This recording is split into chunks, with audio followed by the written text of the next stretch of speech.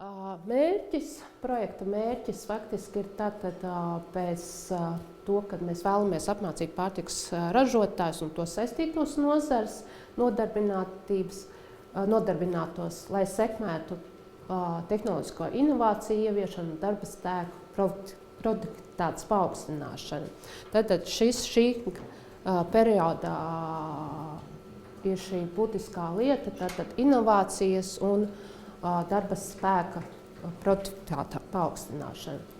Projekts ir plānots 30 mēnešu apmācībām, bet var teikt, jau ir pagājuši vairāk nekā 8 mēneši.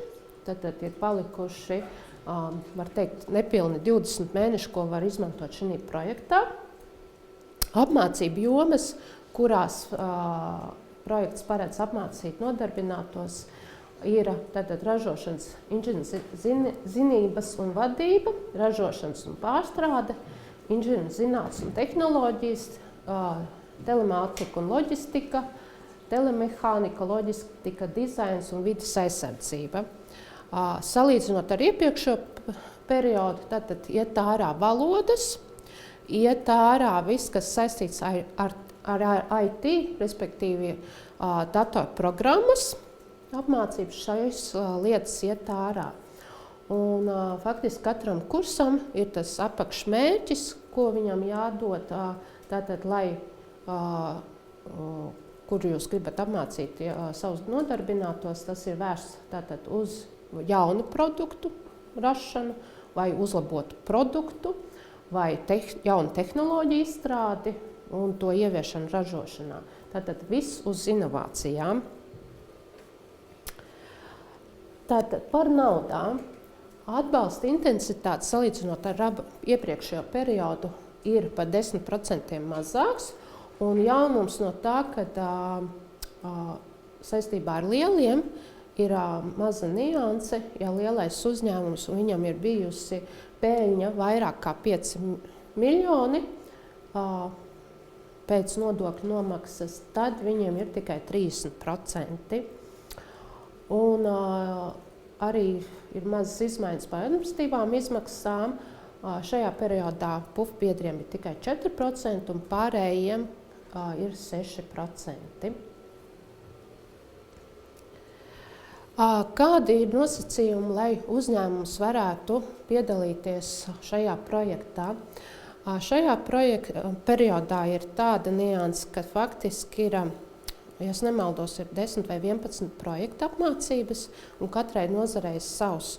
Un ekonomikas ministrijai ir uzstādījums, ka respektīvi katrai nozarei jāmācās pie sava apmācības sniedzēja.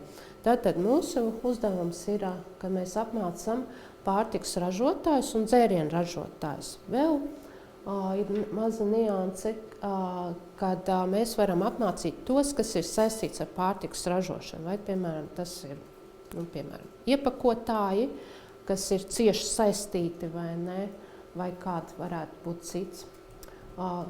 Protams, uzņēmums nedrīkst būt nonācis grūtībās. Šeit arī ir viena jauna nianse saistībā ar iepriekšējo periodu. Šeit vērtē ne tikai to uzņēmumu, kas konkrētā brīdī grib mācīties, bet arī vērtē viņu saistītos uzņēmumus. Tātad, vai tās ir tīri saistītie uzņēmumi, kur ir īpašnieki, vai tie ir mammas vai meitu uzņēmumi, tos arī vērtē, vai viņiem nav grūtībās nonākuši. Un, protams, nodokļu parādi par to minimumu vienīgais, ja 150, kas nepārsniedz.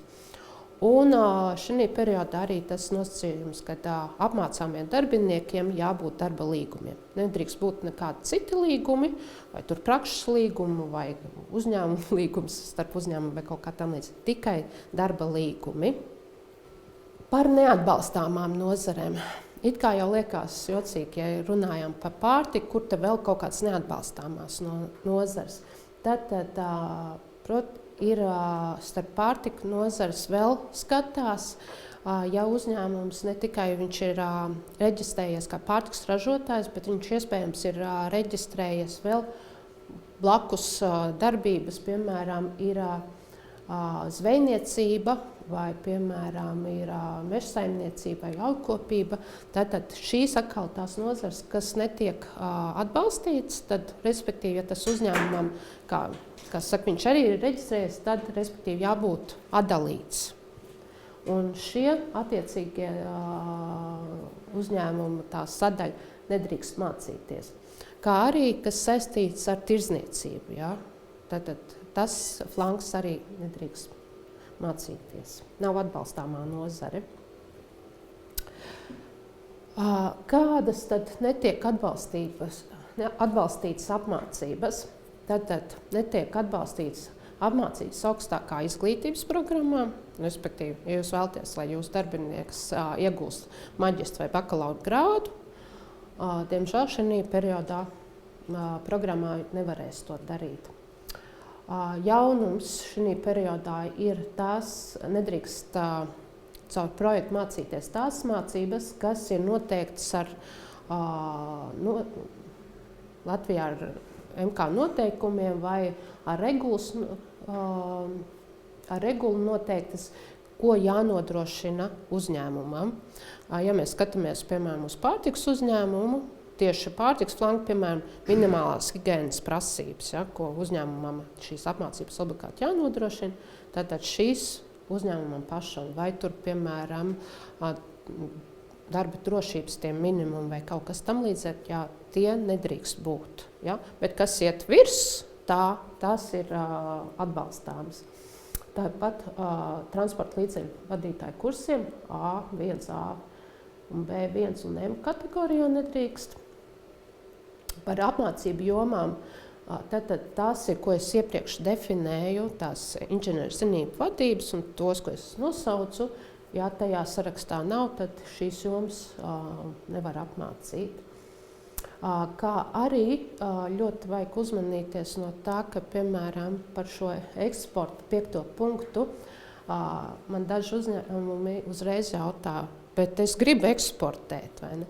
Jūs variet eksportēt, bet šajā gadījumā jūs nedrīkstat attiecināt. Ja jūs gribat vēlties ieiet jaunā tirgu un jūs tās izmaksas gribat attiecināt uz apmācībām, tās nav atbalstāms, bet mācīties tīri, piemēram, par eksportu jūs variet, bet tīri, kad jūs kaut kādā tirgu un tās izmaksas gribat iekļaut tajās apmācību jomā, tās nav atbalstāmas. Un otrs, kas šajā periodā ir jaunums, tas ir, kad apmācību darbinieks nevar apgūt vienu un to pašu.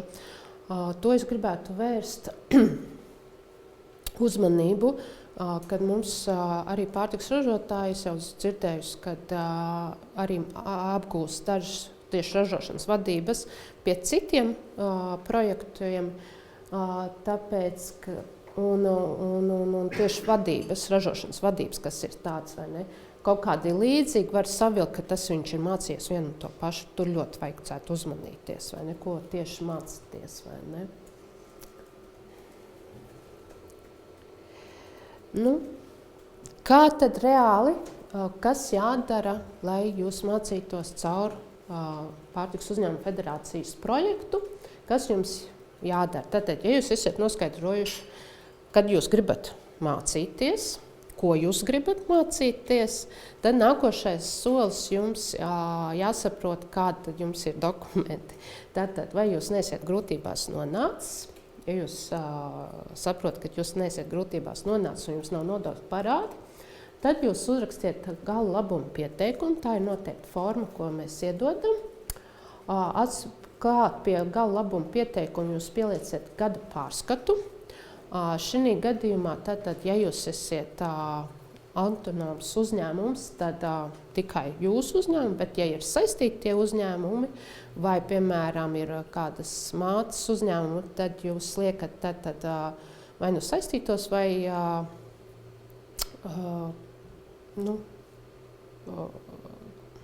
aizmirst vārdu.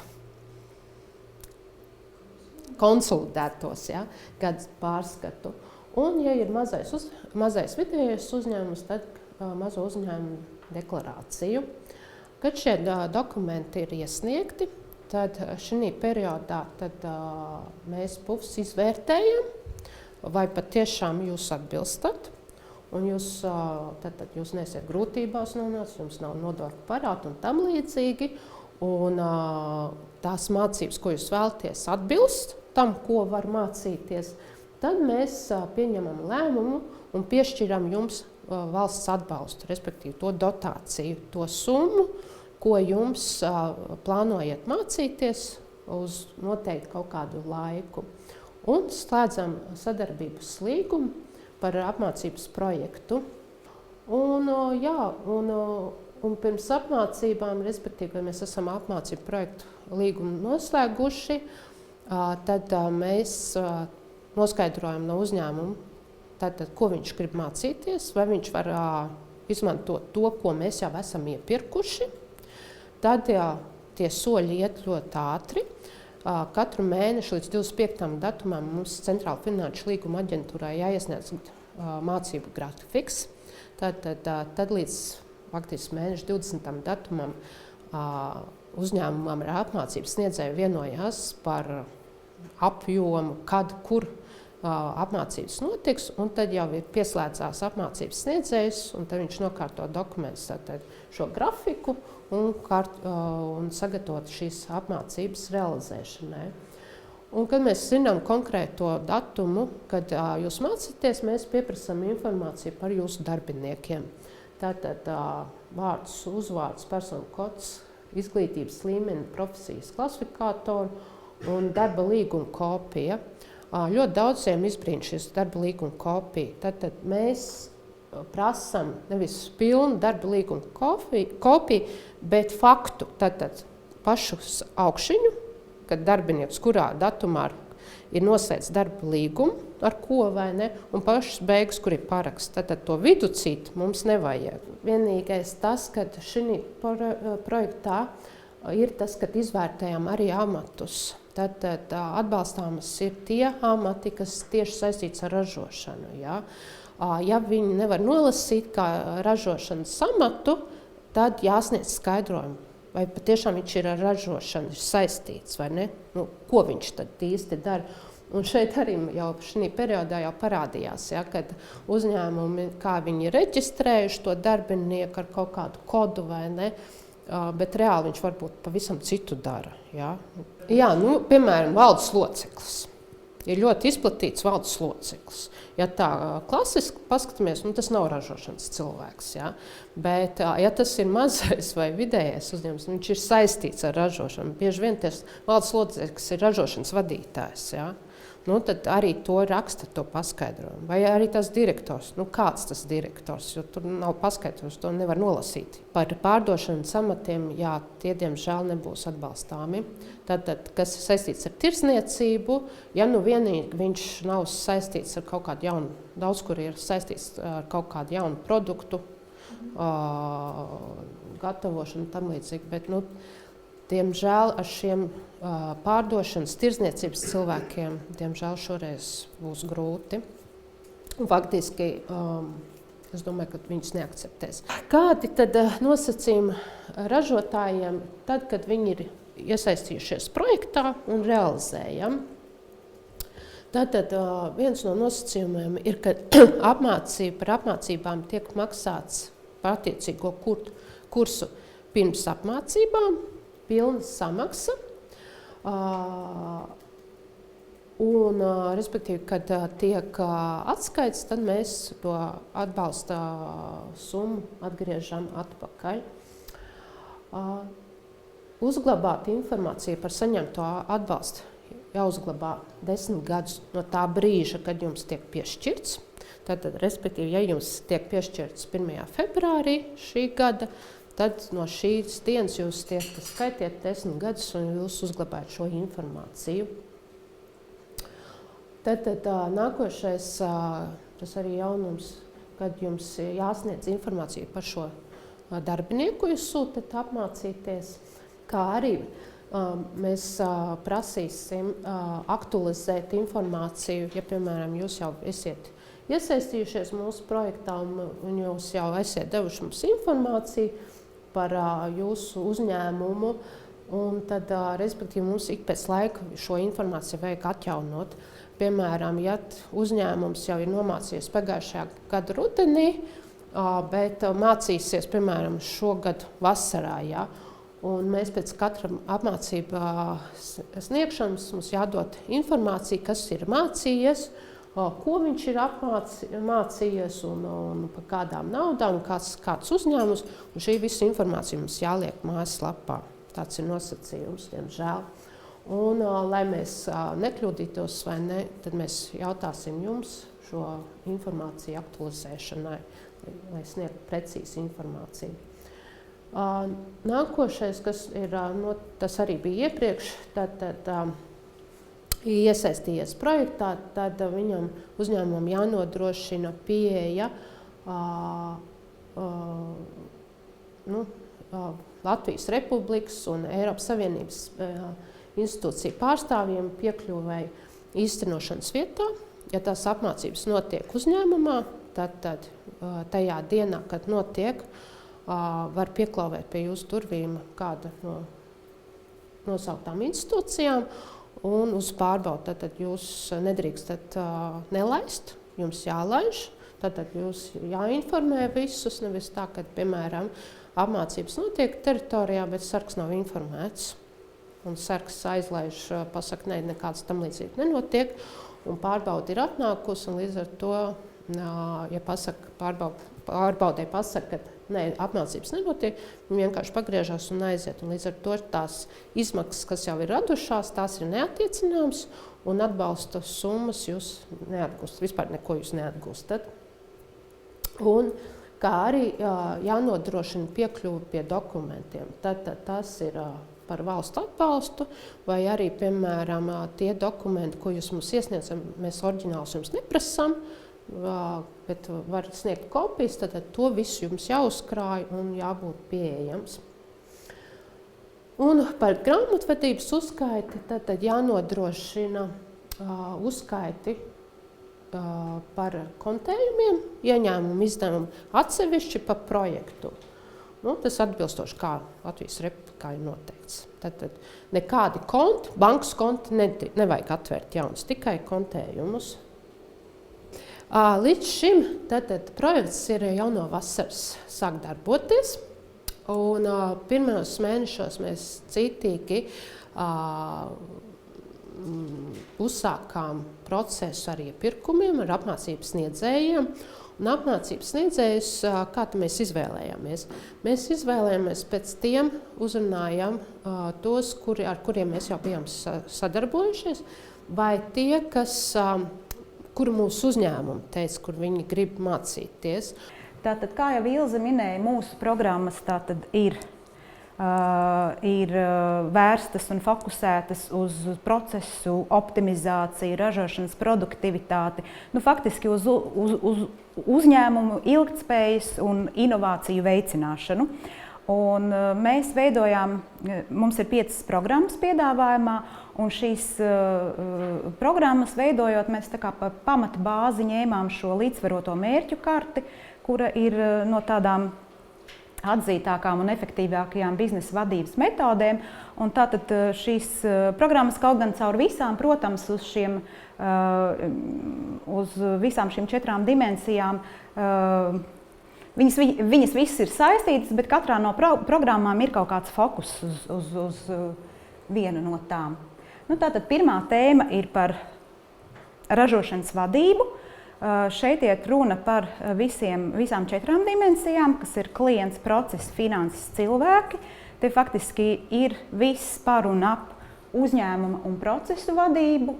Un tad atkarībā no tā, kāda aktualitāte ir konkrētam uzņēmumam, var tikt padziļinātāk apskatīta viena vai cita tēma. Otrā tēma ir par produktivitātes veicināšanu un motivācijas sistēmu uzņēmumā. Tātad viss par cilvēku resursiem, par cilvēkiem, par darba efektivitāti, par motivācijas sistēmu, kā to sasaistīt ar visiem mērķiem, ražošanas, finanšu un tā tālāk. Un, protams, zināšanu vadība, kas iet faktiski arī viss cauri. Trešā tēma ir vairāk fokusēta uz klientu. Tas ir efektīva krājuma plūsmas vadība, realizācijas process, kā pievienot vērtību. Te vairāk par komunikāciju un sadarbību. Tātad, kā samazināt noliktavas krājumus, kā palielināt pārdošanas apjomus, kā krājumu apriti pātrināt, bet saglabājot arī kaut kādas darbības izmaksas nemainīgas. 4. tēma – efektivitāte, darba organizācija individuāli un komandā. Tātad, kā produktīvāk plānot ražošanu. Lai tātad izvairītos no neefektīvām darbībām, lai tātad apzinātu laicīgi riskus un produktīvāk strādātu. Te vairāk tā kā arī par tādiem procesiem. Protams, ka tas arī saistīts gan ar cilvēkiem, gan finansēm. Un 5. tēma ir par inovācijas kultūru veidošanu uzņēmumā. Protams, šādas kultūras veidošana sākas no augšas, un tanī tiek iesaistīts pilnīgi katrs uzņēmuma darbinieks, tāpēc šeit atkal ir par cilvēkiem, par darbiniekiem. Tā kā tas ir tas, ko Triviums piedāvā jums šī periodā. Kā ir kādu mācību vajadzība redzat, tad droši jautājiet, un mēs atradīsim jums vispiemērotāko risinājumu.